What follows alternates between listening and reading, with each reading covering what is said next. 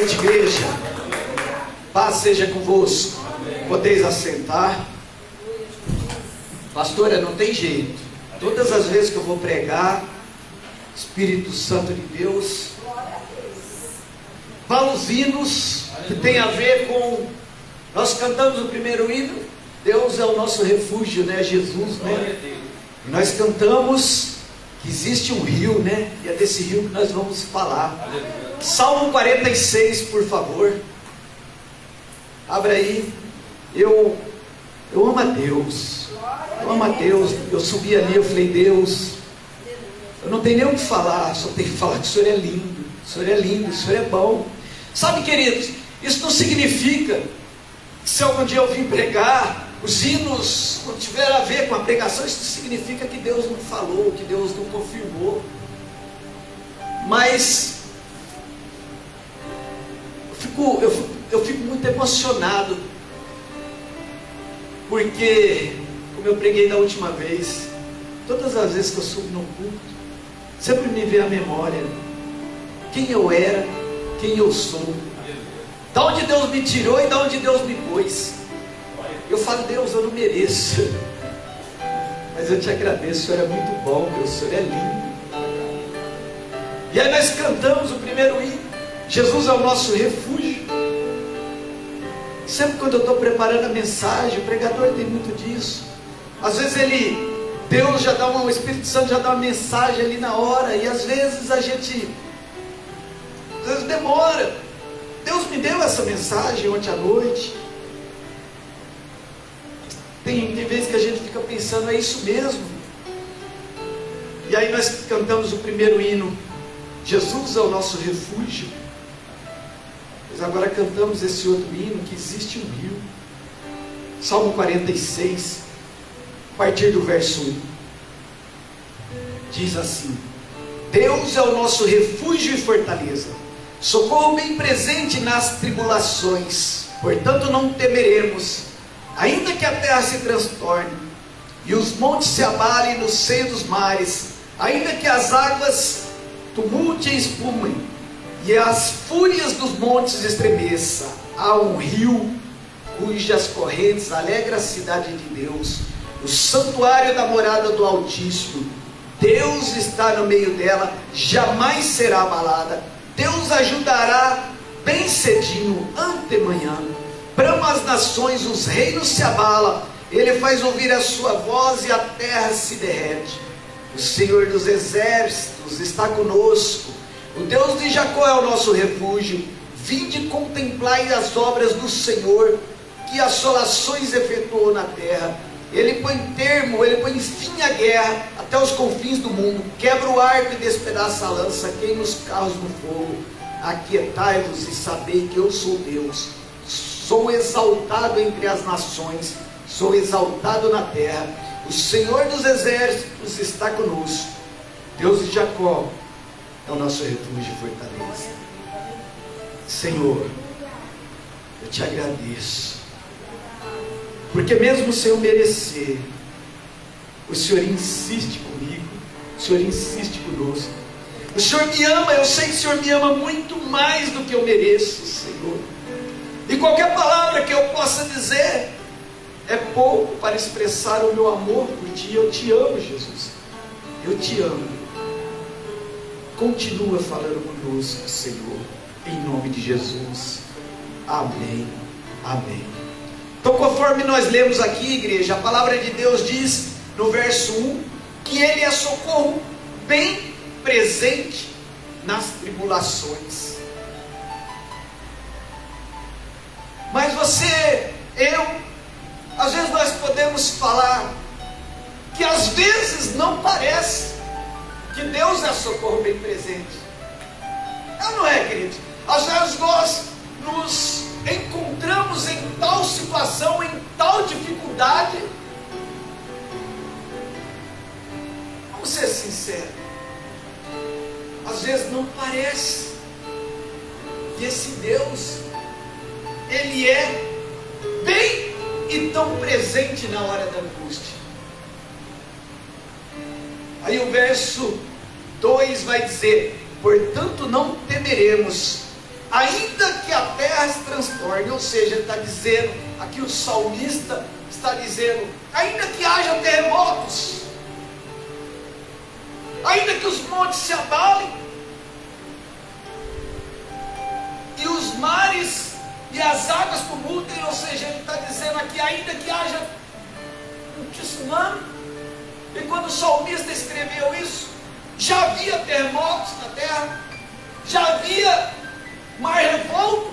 Nós vemos passagens onde o próprio Jesus estava ali no barco com os discípulos, e o mar e os ventos, e ficou furioso.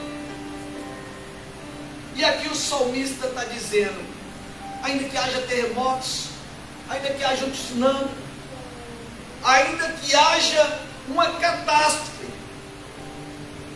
não temeremos.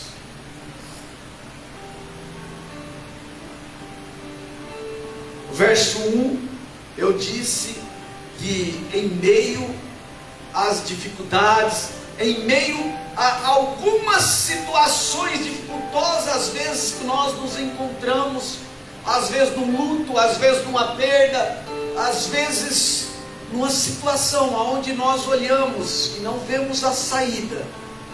Se nós vamos para esse salmo, nós podemos às vezes falar, será? Parece que ele não é tão presente assim, como diz o salmo. Só que o salmista diz que, ainda que haja uma catástrofe na terra ou na sua vida, ele diz, não temeremos. E eu pergunto, quando as coisas ficam difíceis, nós tememos ou não? Tememos, igreja. Tememos porque somos seres humanos, ainda operamos da carne, embora a palavra de Deus fala que nós somos templos do Espírito Santo, mas também ainda estamos num corpo mortal. Mas daqui a pouquinho nós vamos estar num corpo glorificado. Nós tememos sim, mas o que tem essa palavra para nós nos dias de hoje, o que quer dizer essa palavra, o qual alento que ela quer nos trazer, o que ela quer nos reavivar, o que ela quer nos ensinar. Aqui eu entendo, e eu creio que você, igreja, deve entender também, nós que temos andado com Cristo, assim como o salmista que dizia, que não é as situações, as circunstâncias favoráveis ou desfavoráveis que faz nós confiarmos em Deus, que faz nós termos certeza no Deus de Israel, que faz nós sabermos que de alguma maneira nós vamos triunfar, que de alguma maneira nós vamos passar adiante, que de alguma maneira Deus vai providenciar o escape. E se ainda Ele não providenciar esse escape, se ainda através de alguma catástrofe, ou através de alguma situação, Ele não nos livrar, Ele guarda a minha, Ele preserva a minha e a tua alma, para a sua glória, para a vida eterna. Então, queridos, o cristão consciente, quando ele tem essa consciência, quando ele tem essa convicção com ele, é isso que o salmista está dizendo. Vai vir as dificuldades, vai vir talvez uma catástrofe na sua vida, mas ele vai continuar firme, ele vai continuar sem se abalar, E o se abalar aqui não é dizer, não é no sentido de não ter o medo, de às vezes até parecer que Deus não está presente, mas é a certeza que pode parecer que Deus não está presente, mas eu sei que Ele está. Pode parecer que Ele não vai me livrar, mas eu sei que de uma maneira ou de outra, Ele vai me livrar. Se Ele não me livrar em vida, Ele me livra na morte, mas de uma maneira ou de outra Ele me livra, porque Ele me preparou para reinar com Ele. O que tens passado? O que tens te angustiado? O que tens tirado a tua paz? O que você procura para ser ou para se sentir feliz? O mesmo salmista, ele diz lá no Salmo 37:4: agrada-te do Senhor, e Ele satisfará os desejos do teu coração.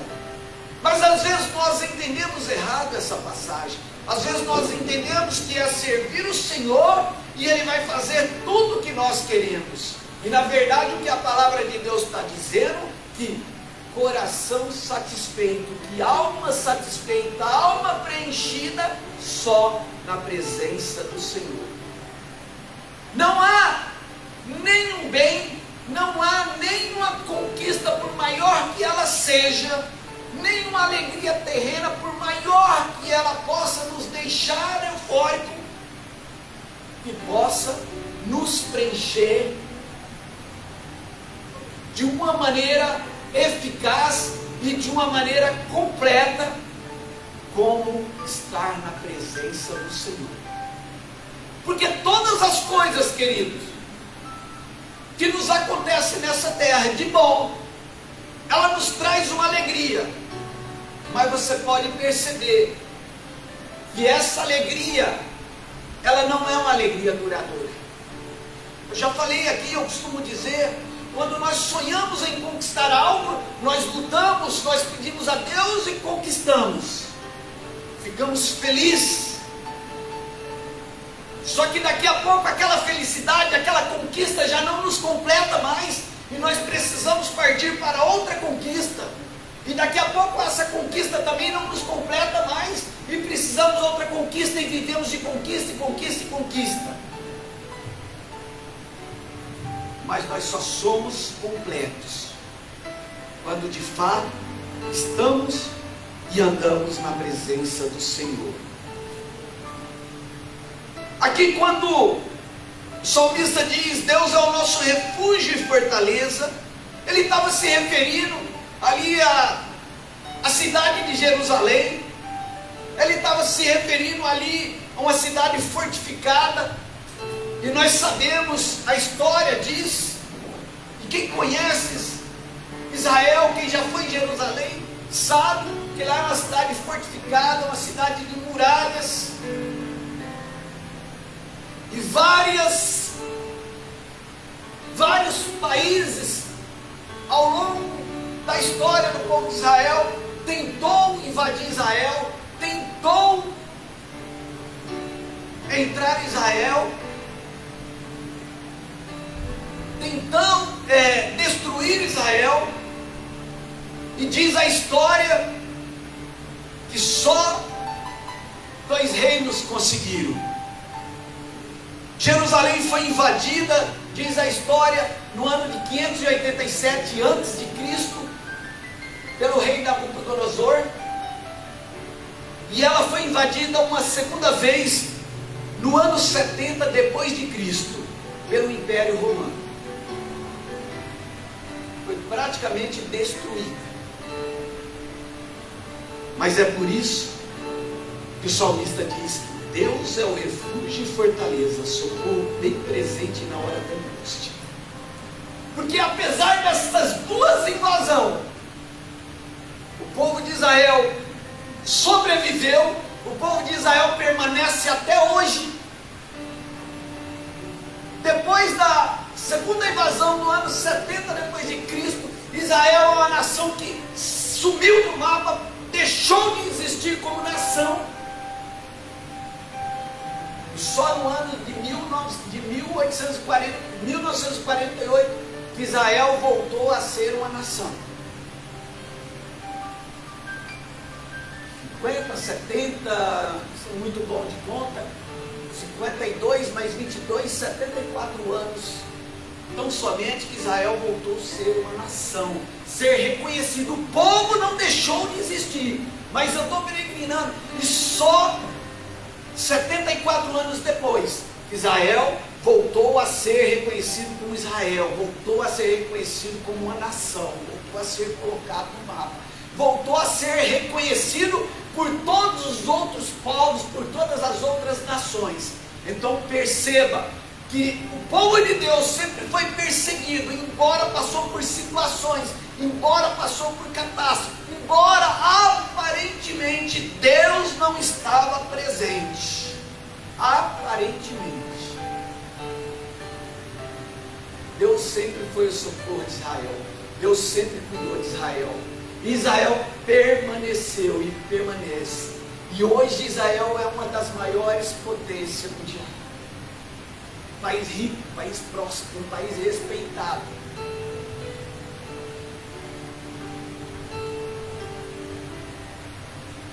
O verso 4 diz: há um rio cujas correntes alegra a cidade de Deus, o santuário da morada do Altíssimo. Deus está no meio dela, jamais será abalada. Deus ajudará desde manhã cedo. É interessante, né? Se o povo de Israel fosse ficar prostrado, parado, falando assim, essa palavra não se cumpre nas nossas vidas, porque nós fomos destruídos, nós fomos arrasados. Mas não, o povo se apegou nessa palavra de Deus que diz que Jerusalém sempre foi considerado a morada de Deus, porque ali Davi, quando subiu, quem conhece um pouquinho da história de Israel, Davi quando subiu ao trono, Davi quando se tornou rei, quando passou a reinar, realmente depois da morte de Saul, Davi tomou Jerusalém, porque Jerusalém não era ali, antes Davi não era a cidade ainda onde o povo de Israel estava instalado. Davi guerreou e tomou Jerusalém, e Davi ali tornou Jerusalém a capital de Israel, e Davi levou para Jerusalém a arca de Deus, e todos nós sabemos que a arca sempre representou a presença de Deus. Então por isso é que diz aqui que Deus está no meio da cidade e ela jamais será abalada. E interessante que aqui também o salmista diz: há um rio cujas correntes alegra a cidade, o santuário da morada do Altíssimo.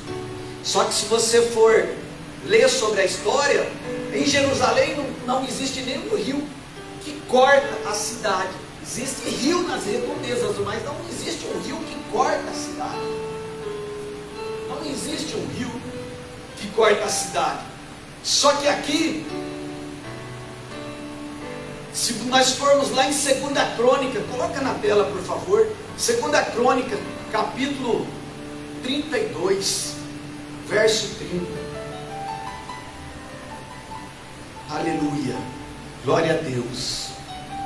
Foi Ezequias que bloqueou o manancial superior da fonte de Gion, rio Gion, e canalizou água para a parte do oeste da cidade de Davi, cidade de Davi, Jerusalém.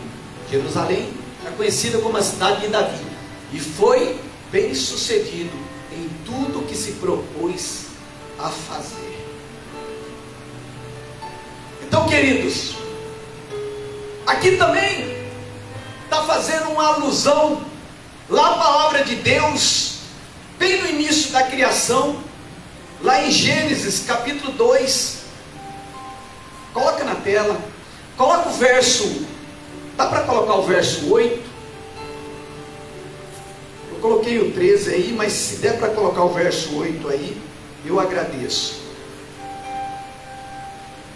Gênesis 2:8. Ora, o Senhor Deus tinha plantado um jardim no Éden, para os lados do leste, e ali colocou o homem que formou.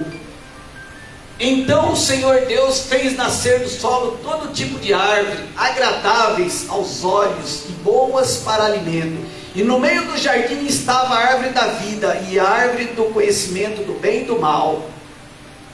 E no Éden nascia um rio que irrigava o jardim, e depois dividia em 4.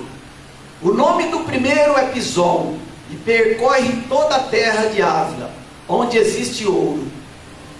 O ouro daquela terra é excelente, lá também existe o bélio e a pedra de ônix.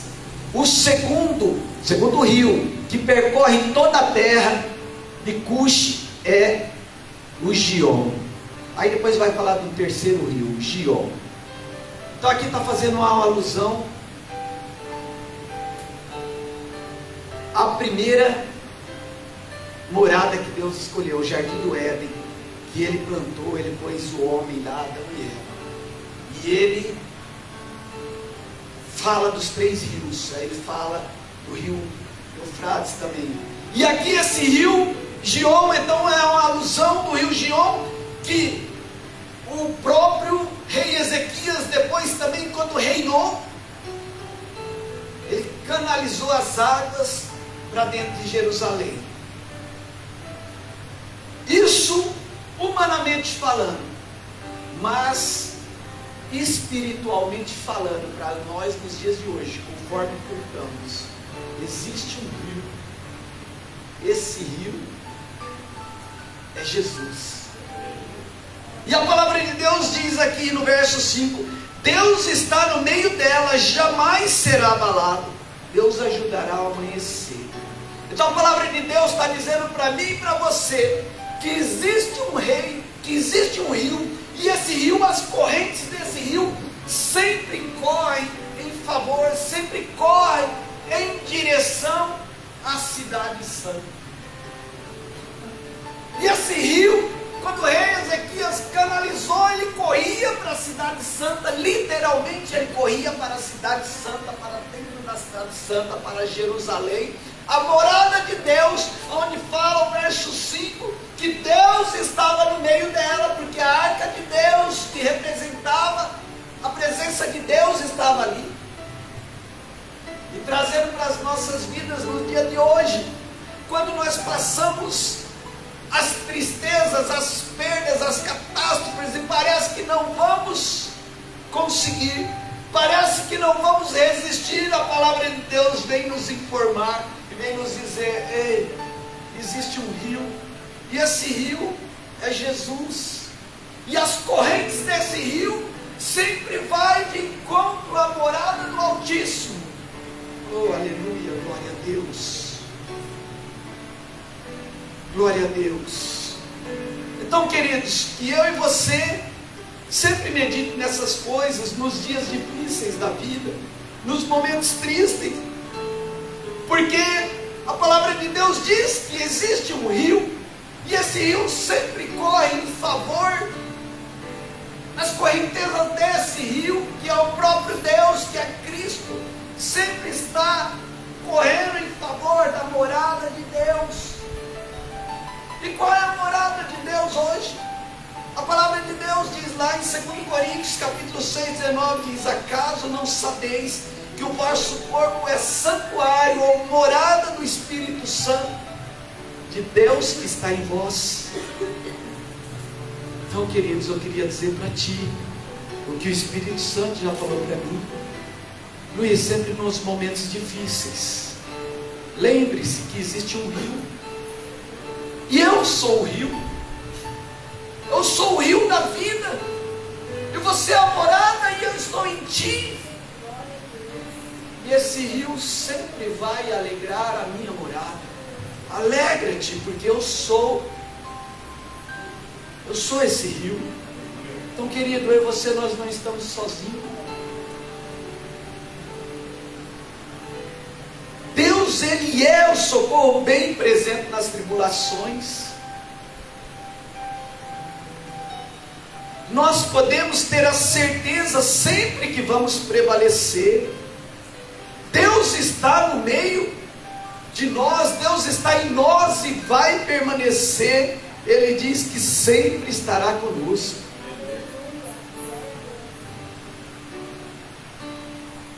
Verso 6: brama as nações, reinos se abalam, Ele faz ouvir a sua voz e a terra se dissolve. O Senhor dos exércitos está conosco, Deus de Jacó é o nosso refúgio.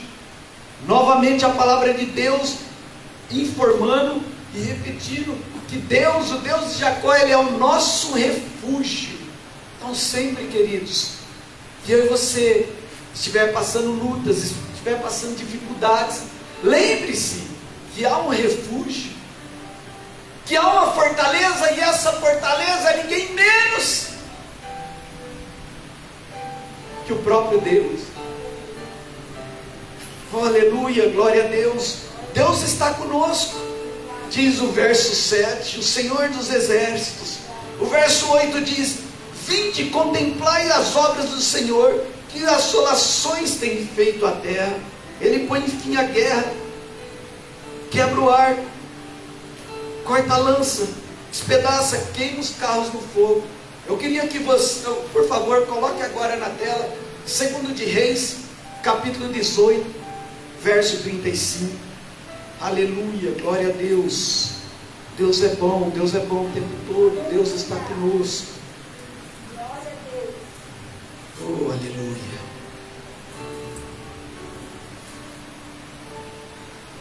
Qual dentre todos os deuses dessas nações conseguiu livrar a sua terra do meu poder? Como então o Senhor poderá livrar Jerusalém das minhas mãos? Aqui, por ocasião que eu disse, por ocasião de mais uma tentativa de invasão de Israel, o rei da Síria, Senaqueribe, tentou invadir Israel, mas não conseguiu. E ele ficou ali fora dos muros, mandando recado, mandando mensageiro dizer para o povo de Israel: todas as outras nações vizinhas se levantaram contra mim.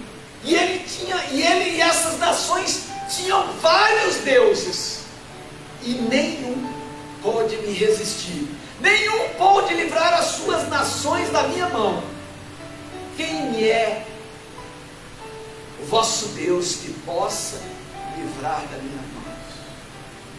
Trazendo para os nossos dias, queridos, para os dias de hoje, quantas vezes somos afrontados, quantas vezes um cristão que teme a Deus, que passa por lutas, às vezes não, muitas vezes, Satanás se levanta, às vezes através de uma pessoa, às vezes sussurrando no nosso próprio ouvido: onde está o teu Deus?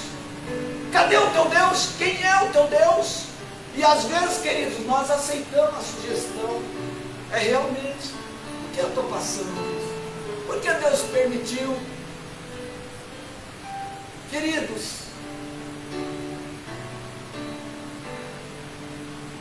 como tem um louvor que diz: Deus deu, Deus tirou, louvado seja o nome do Senhor. Eu creio que Deus, Ele quer nos preparar, queridos, para, como eu sempre tenho dito aqui, até o pastor Éder gosta de tirar um pouquinho, né? O pastor Luiz diz: haja o que houver. E realmente, haja o que houver, pastor Éder. Deus está comigo, Deus está contigo, igreja. E nós vamos permanecer, nós vamos sobreviver, como sobreviveu Israel. Está firme e forte, mais do que nunca. Onde está Deus? Deus está no meio da cidade. Salmo 46, 5, Deus está no meio da cidade. Deus está na morada do Altíssimo, e a morada do Altíssimo é eu e você. Então, quando vier as lutas, quando vier as dificuldades, quando nós estivermos quase desfalecendo, Satanás vai sussurrar no meio do seu ouvido: onde está Deus? Diga para ele, responda, recita para ele o Salmo 46, 5. Deus está no meio da cidade, da sua cidade, e a cidade de Deus sou eu, o templo do Espírito Santo de Deus. A pastora falou algo aqui, ela testemunhou que ela estava com a gripe forte, ela orou a Deus. Só, queridos, nós não costumamos dar muito valor para esse tipo de testemunho, porque o ser humano ele gosta de ver e ouvir coisas mirabolantes, coisas. Então a gente não dá valor a essas pequenas coisas. Por quê? Deus curou da gripe, Deus curou de uma dor de cabeça, podia tomar uma aspirina, podia tomar um xarope, nem precisava falar com Deus. Não valoriza as coisas pequenas, mas se você tomar aspirina, se você tomar o xarope, e Deus não agir, não vai adiantar nada. Então Deus é Deus de coisas pequenas e coisas grandes. Deus é Deus de perto e Deus de longe. Deus é Deus de montes e Deus de vale. Deus é Deus.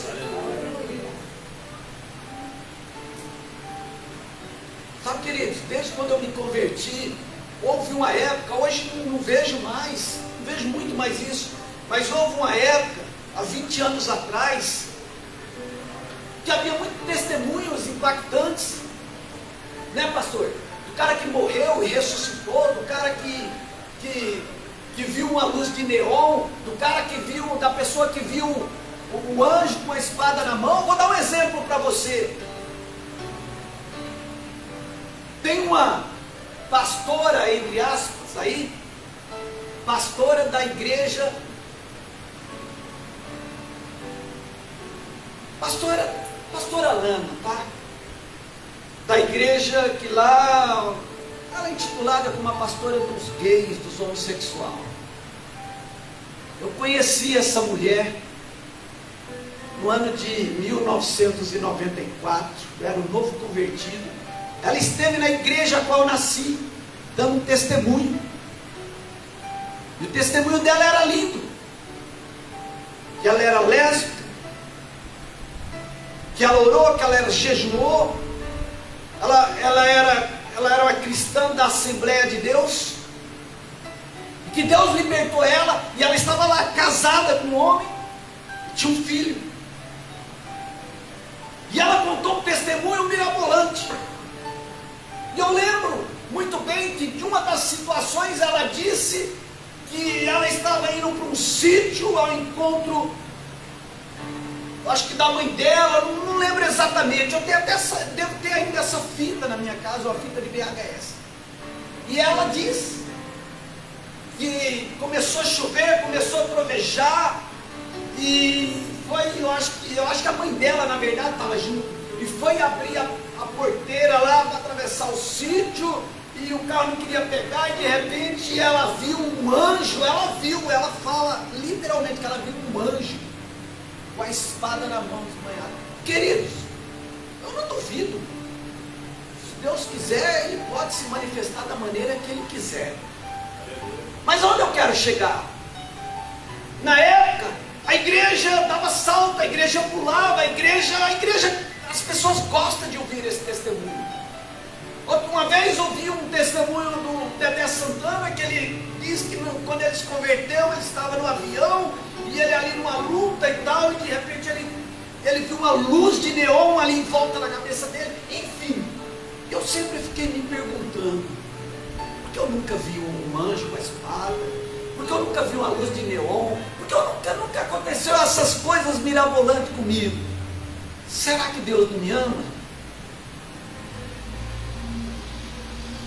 Outra coisa que me intrigava um pouco, quando via pregadores famosos, pregador aí reconhecido, orar e chamava as pessoas na frente, ia todo mundo, aí ficava profetando lá, põe a mão na cabeça de um, caía, o outro, Deus falou isso para você, Deus falou aquilo, e eu numa luta tremenda ali, vai, põe a mão na minha cabeça, fala comigo. E nunca ponhava a mão na minha cabeça, pastor. Nunca falou nada, meu Deus. Aí um dia eu entendi. Não é o que as pessoas falam, não é o que as pessoas contam, não é o testemunho da pessoa, é o testemunho teu, é a tua vida, é você e Deus. Não viva da experiência dos outros. Então, porque eu citei essas duas pessoas, pastora Alana, pastora entre aspas, né? Porque para mim ela não é pastora, Dedé Santana, mas por que eu citei? Por que eu falei desses pregadores que amor? Eu não estou dizendo que está errado, e eu não estou dizendo que os testemunhos são falsos. Alguns eu acho que até são, outros eu acho que são verdadeiros. Mas o que eu quero dizer é que nós gostamos muito de ouvir coisas impactantes, testemunho dos outros, experiência dos outros. E Deus foi me mostrando que a experiência é eu e você, é eu e Deus, é você e Deus. Tenha você a sua experiência, aprenda a viver das suas experiências com Deus, não das experiências dos outros com Deus. Tenha você seu testemunho de vida com Deus. Então, voltando no que eu disse, que a pastora disse com a cura da gripe. Então, às vezes, houve uma época que a igreja valorizava só esses testemunhos. Aí o cara morreu, ressuscitou, aí o cara contava que quando ele estava morto, ele chegou, ele viu uma luz no fim do túnel, ele não sei o quê. Quem garante que é verdade? Pode ser que viu mesmo, pode ser que não, mas enfim. Só que quando fala que Deus curou uma gripe, ninguém dá valor. Quando fala que Deus curou uma dor de cabeça, e as coisas muitas vezes não acontecem, porque nós muitas vezes subestimamos Deus. Eu também tenho um testemunho. Na última ceia aqui, o pastor sempre me chama aqui para ajudar a orar. Eu estava com uma dor de cabeça forte, mas forte demais mesmo.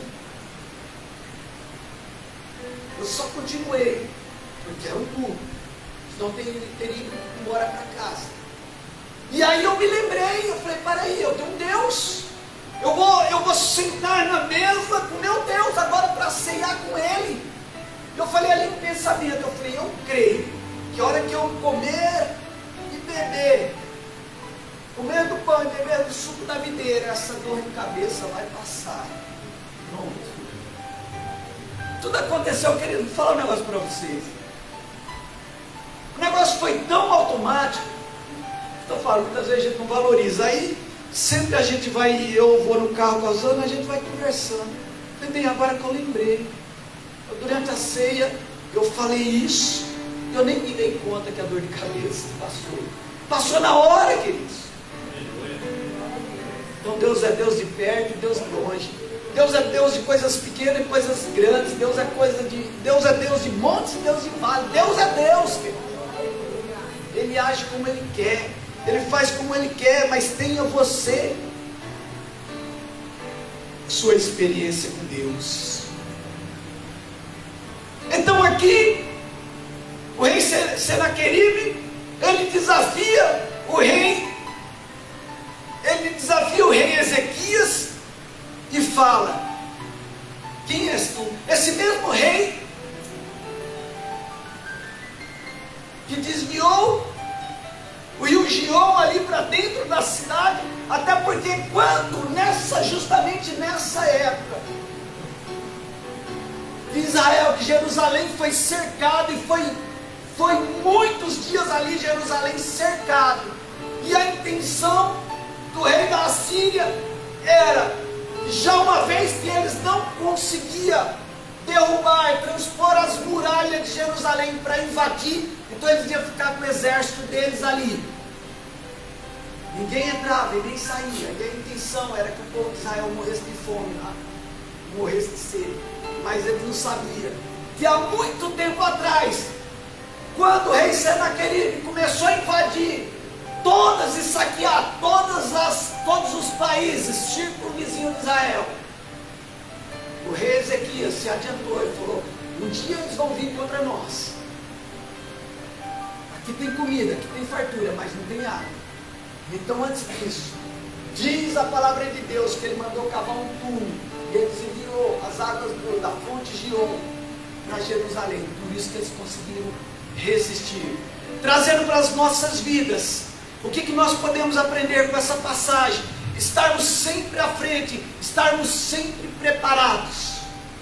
Preparado para dia de sol e dia de chuva. Por que eu estou fazendo essa analogia, dia de sol e dia de chuva?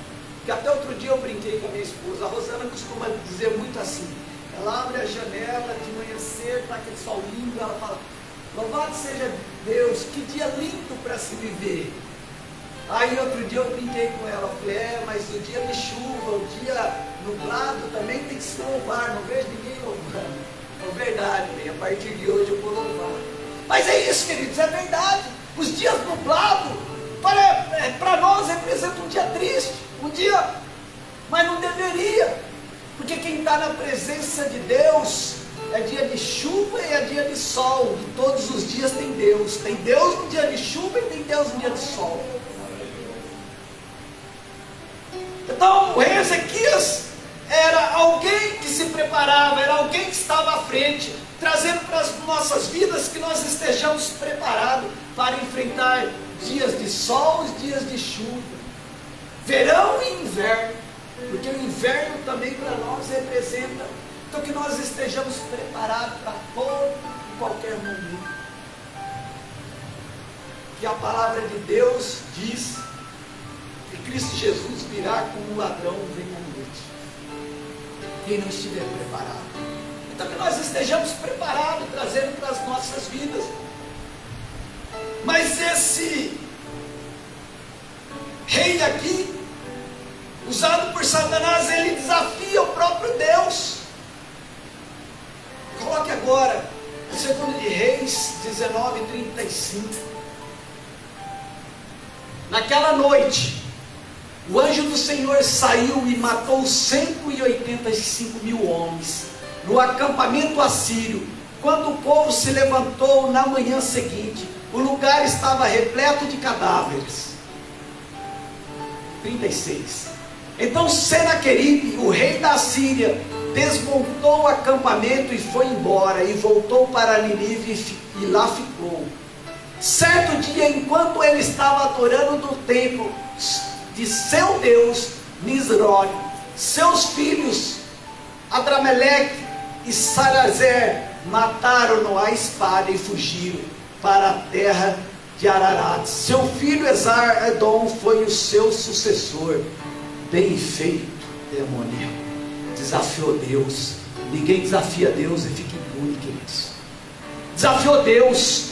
E se você for ver o contexto anterior, todos os versículos anteriores, eu não vou ler porque não vai dar tempo, mas quando ele vem e afronta Israel, e ele fala um monte de besteira, ele manda um mensageiro falar para o rei Ezequias, que o povo teria que comer e beber a sua própria urina. E diz a palavra de Deus, que Ezequias rasga suas vestes, convoca um jejum e fala para Deus, Deus, não é eu que ele está afrontando, mas é a tu próprio, é a ti, socorre-nos. E aqui prevaleceu a palavra de Deus. Deus é o nosso refúgio e fortaleza, socorro bem presente na hora da angústia. Aleluia, glória a Deus, louvado seja o nome do Senhor. Deixa eu voltar aqui, perdi aqui Salmo 46, verso 9. Ele põe fim à guerra até os confins do mundo, quebra o arco e despedaça a lança, queima os carros no fogo. Aqui nessa situação, Israel não precisou nem lutar. Sabe como que Deus pôs fim na guerra? Só com sua voz. Ele deu uma ordem ao anjo, e o anjo foi lá e confundiu o exército da Assíria, e eles lutaram entre eles. E naquele dia, morreu 185 soldados, 185 mil soldados do exército da Síria. E Senaqueribe, esse homem demoníaco, volta fugindo para sua casa. E lá ele foi adorar o que ele achava que era Deus, mas Deus não era. Enquanto ele adorava aquele que ele achava que era Deus, os seus filhos o mataram.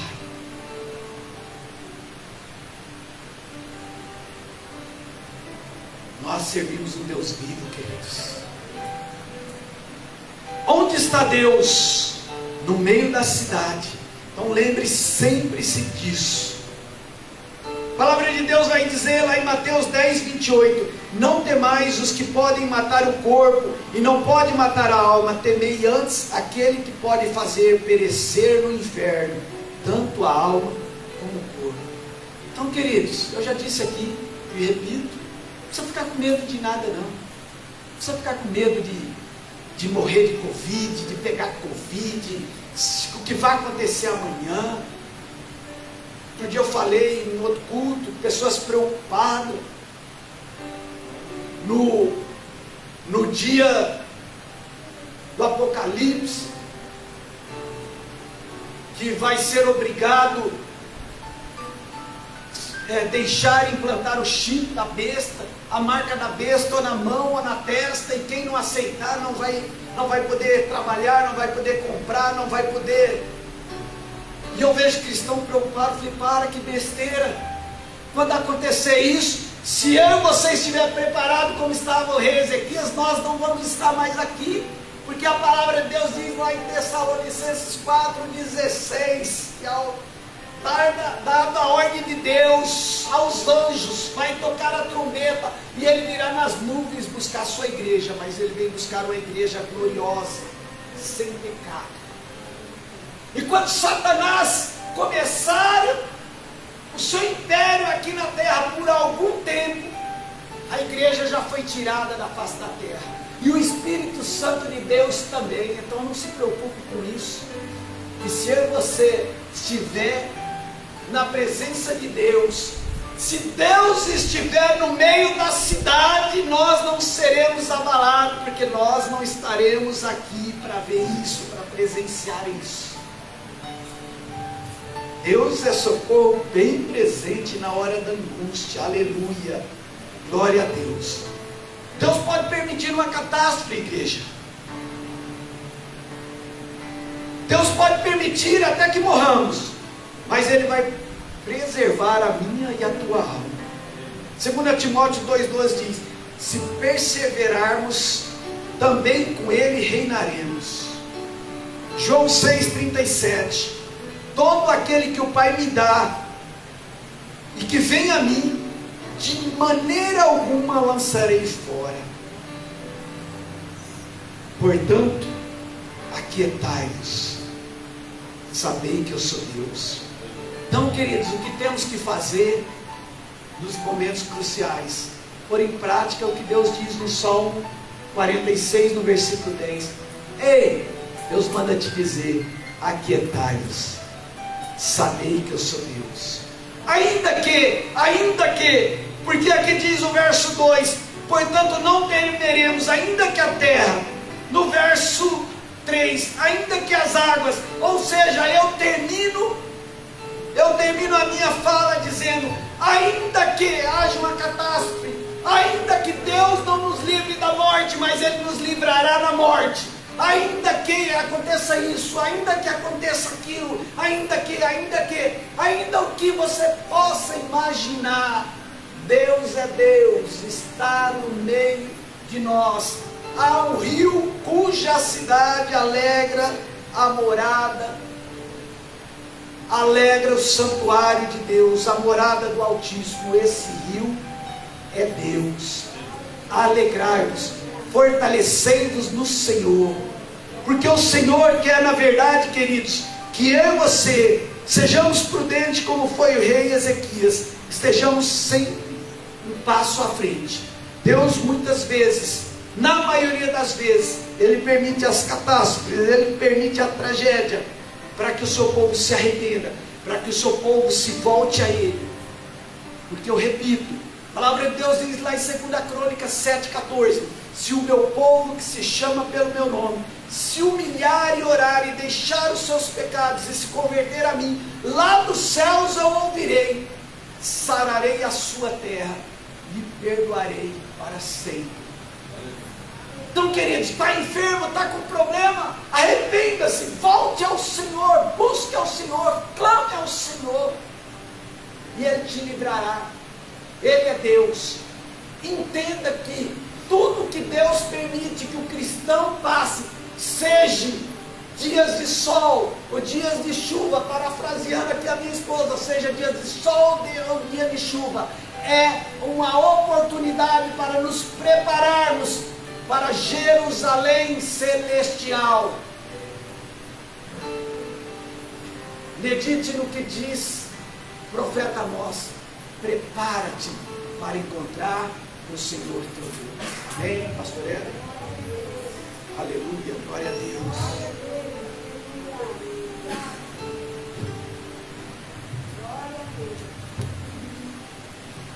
Glória a Deus. Boa noite, irmãos. Paz seja convosco.